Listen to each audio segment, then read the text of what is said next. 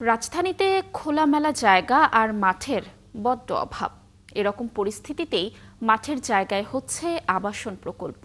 কালশী মাঠে উত্তর সিটির পার্ক ও ফুটবল মাঠ করার পরিকল্পনায় সায় নেই গৃহায়ণ কর্তৃপক্ষের। এমনকি কাতারের আমিরের নামে আগের নামকরণকেও আমলে নিচ্ছেন না তারা।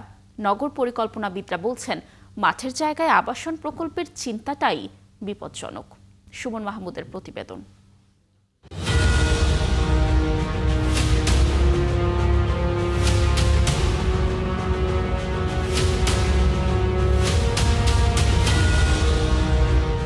2019 সালের ফেব্রুয়ারি মাসে ঢাকা উত্তর সিটি কর্পোরেশন 16 বিঘা জায়গা বরাদ্দ পায় মাঠ ও ওপেন স্পেস বা পার্ক তৈরি করার জন্য। টেন্ডার আহ্বান শেষে 2025 সালে ঠিকাদারি প্রতিষ্ঠানকেও কাজের অনুমতি দেয় ডিএনসিসি। কিন্তু কাজ শুরুর পরই হঠাৎ করে থেমে যায় সবকিছু। লিলি বিউটি সোপ, যার অ্যান্টি এজিং গুণ তারুণ্য ধরে রেখে ত্বকে করে উজ্জ্বল। তারুণ্যময় উজ্জ্বল ত্বকের জন্য রিমার্ক। গৃহায়ণ কর্তৃপক্ষ এই জায়গায় আবাসন প্রকল্পের পরিকল্পনা করছে বলে জানিয়েছে সিটি কর্পোরেশন। এবং জায়গাটা আমাদেরকে গৃহায়ণ গণপূর্ত দিয়েছিল।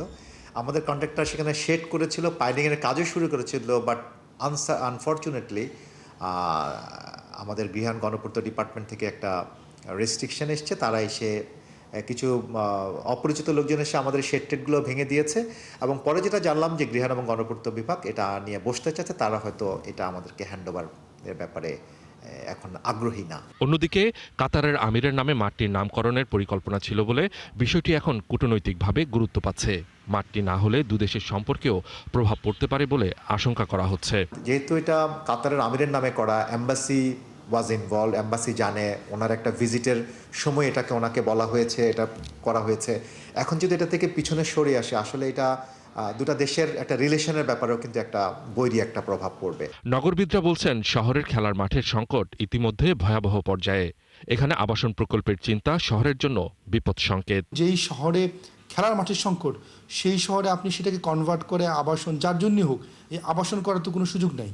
মানে আমাদের যে ইউএন হ্যাবিটেট এবং জাতিসংঘের যে আমরা এসডিজি সাইন করেছি, সবাই বলছে হাঁটা দূরত্বে খেলার মাঠ দরকার, সকল বয়সীদের খেলার মাঠ দরকার, এবং কালশীর খেলার মাঠ ধরলেও তো সেটা প্রয়োজনীয় তুলনায় অপ্রতুল। তাহলে কিভাবে এই ধরনের গুরুত্বপূর্ণ একটা খেলার মাঠ, যেটা পাবলিক স্পেস, সকল বয়সের মানুষ খেলতে পারবে এবং আয়তন অনেক বড়, যেটা ঢাকার জন্য একটা আশীর্বাদ, এই ধরনের খেলার মাঠকে আবার কনভার্ট করে হাউজিং প্রজেক্টে নেওয়া, এটা তো আসলে ভয়ঙ্কর একটা প্রবণতা। গৃহায়ণ কর্তৃপক্ষ বলছে, মৌখিকভাবে জায়গাটি সিটি কর্পোরেশনকে দেয়া হয়েছিল, তবে এটি মূলত আবাসন প্রকল্পের জন্য নির্ধারিত।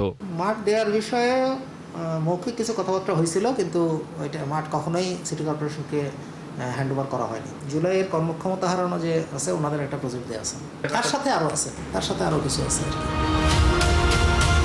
গৃহায়ণ কর্তৃপক্ষের চূড়ান্ত অনুমতির অপেক্ষায় আছে ডিএনসিসি। তা পেলেই মাঠ রক্ষায় কাজ করতে চায় তারা। সুমন মাহমুদ, ৭১, ঢাকা।